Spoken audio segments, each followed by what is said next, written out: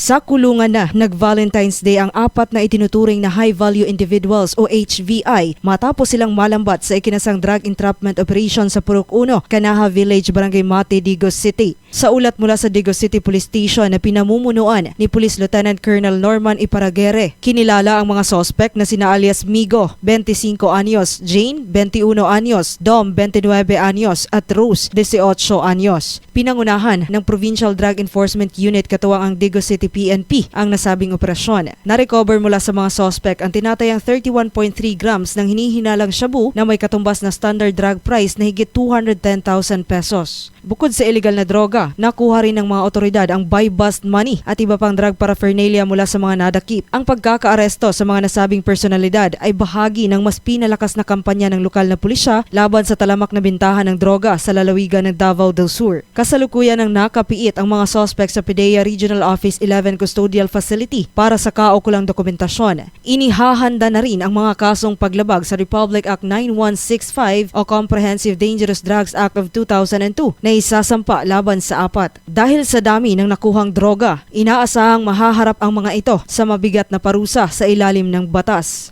Joanne Oranio, NDBC Bida Balita.